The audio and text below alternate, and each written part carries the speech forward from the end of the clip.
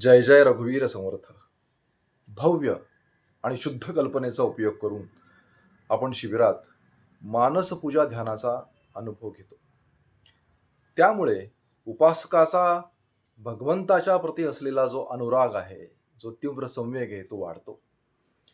आद्य शंकराचार्यांनी भगवन मानसपूजा ही मानसपूजा सांगितली. समर्थ रामदास स्वामीजींनी मानसपूजा हे एक लघु आध्यात्मिक प्रकरण 13 समासांचं सुद्धा त्यांनी लिहिलेलं आहे. त्याच्यात त्यांनी भव्य, दिव्य, उत्कट, शुद्ध अशी कल्पना मांडलेली आहे की ज्याचा उपयोग करून त्या मानसपूजेमध्ये साधकाला सहजपणे उतरता येईल. या दोन्ही मानसपूजेचा सारांश काढून आपण मानसपूजा ध्यान विधी तयार केलेला आहे. सद्गुरू समर्थ म्हणतात, कल्पना जन्माचे मूळ, कल्पना भक्तीचे फळ, कल्पना तेची केवळ मोक्षदाती. जन्माचे मूळ कल्पना आहे. भक्ती आयुष्यामध्ये प्रगट होते, ती कल्पनेमुळेच प्रगट होते. आणि अज्ञानातून तो जीव मुक्त होऊन जातो कल्पनेमुळेच. सद्गुरू समर्थ म्हणतात की कल्पना करणे हा मनाचा स्वभाव आहे. मग त्याच कल्पना शक्तीचा आधार घेऊन आपण वाटचाल सुरू करायला काय हरकत आहे? कल्पना बंधनामध्ये टाकते आणि कल्पना मुक्त देखील करते. गती आणि अधोगती कल्पनेवरच अवलंबून असतात. संसारामध्ये भव्य आणि सृजनशील कल्पनाच सांसारिक यश देतात.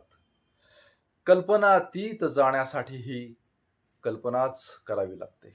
दुःखी कल्पना अधिक दुःखामध्ये टाकते आणि शुद्ध कल्पना साधकाला मुक्त करून टाकते.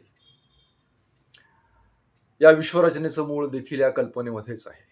श्रवण, मनन, निधिध्यास या मार्गानं दृश्यामध्ये अडकलेली खोटी कल्पना नष्ट पावते आणि स्वरूपाच्या दिशेनं तो साधक जातो.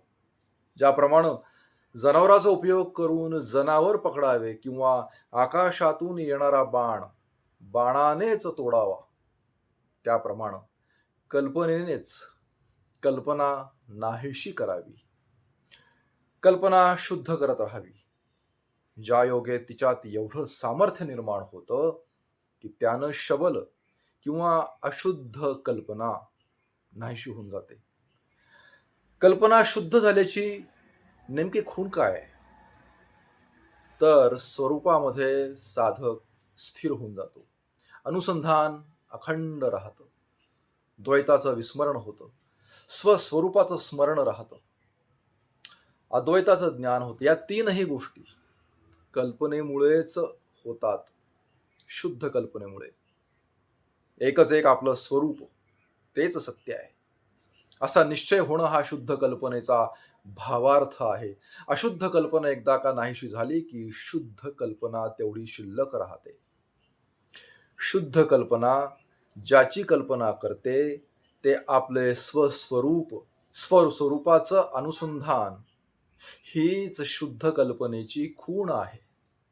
सूर्य अस्ताला जाऊ लागला की ज्या पद्धतीनं अंधार दाटून येतो, तसं आपल्या स्वरूपाचं ज्ञान